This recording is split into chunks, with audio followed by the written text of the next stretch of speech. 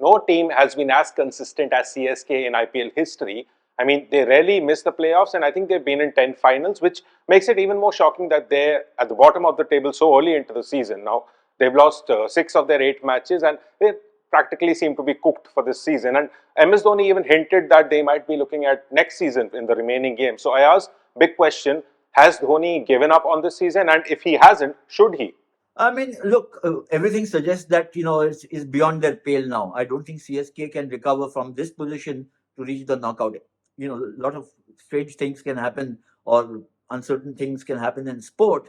But the way they have been playing, they've just been so listless, and playing at home or away, they just haven't looked the part. I mean, this is a team which has won the title 5 times, but this year they've been found. The shortcomings are too widespread in batting, in bowling, in the intensity of the competitive edge is just not been there. So I think it's going to be really, really tough, almost next to impossible for them to make the cut into the knockouts.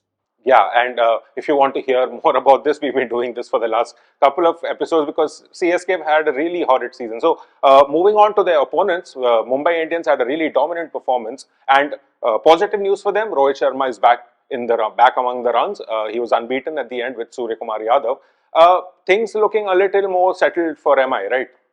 Extremely good now. Actually, if you look at the last 2 matches which they won, they've just come storming back into form, being close to their best. So their big guns are all firing. There's Rohit Sharma, who got a blistering half century against CSK. Then they've got Rickleton, who's actually been a pretty good find as an opening partner and a foil to Rohit Sharma. Then there's Surya Kumar Yadav, arguably the best batsman, T20 batsman in the world, who's looking the part now. There's Tilak Verma, who's in very good form. Mitchell Santner, who I think is the best left-arm spinner in the world, and he's proving that part. He may not be picking up wickets aplenty, but he's just so economical and puts so much pressure on the batsman. And then there's Trent Bolt, and last but not the least, let's also not forget Jasprit Bumrah, now close to his best. He bowled 4 overs for 25 runs, picked up a couple of wickets against CSK, and just this is a warning. I think kind of sounded out in the last match against CSK by Mumbai. Guys, we are back on the rails and we mean business.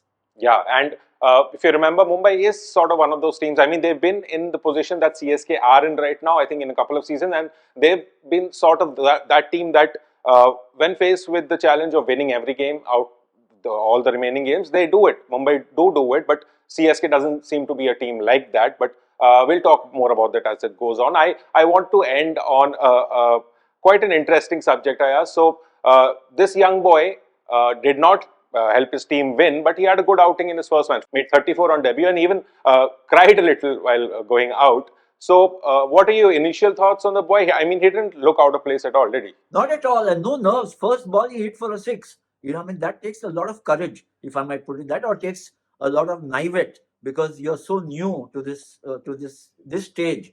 So at the age of 14, going out to play in the IPL, hitting the first ball for the six, making a handy contribution, and it just opens up a whole new universe for him. So as you mentioned, he also finished up in tears.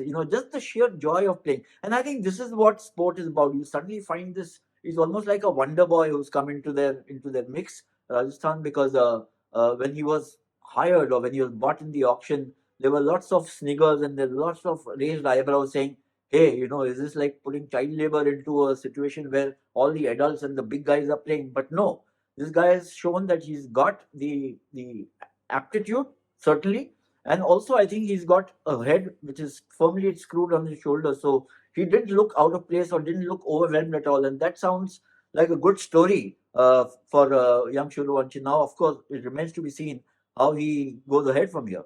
Yeah, and lastly, I know we're only midway through the tournament, but given the points table right now and given the forms of some of the teams, this could finally be the year where either one of RCB, Punjab, or Delhi finally pick up the trophy, because they're all in the top 4 or 5 now and they're all looking good. So, fingers crossed, Ayaz, maybe we get a new champion. Yes, I mean, look, all of them, apart from Gujarat Titans, who won the title once earlier, these are all other teams which haven't won in the top 5.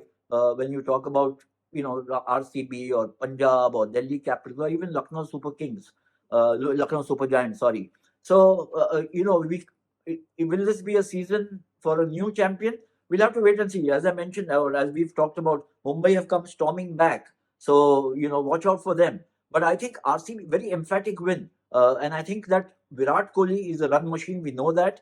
But in this match, I thought, Padikkal coming good augurs well for them, because otherwise it was very heavily dependent on Salt, Kohli as the fulcrum, and then Patidar, and then Tim David towards the end. But if you have one more batsman like Padikkal who's in good form, then it just becomes that much more formidable, because their bowling attack is pretty sound. It's a very good bowling attack that RCB have got, and it seems from their fielding and from the performances that they put up so far that they are, well, their intent is right. They're chasing that elusive title.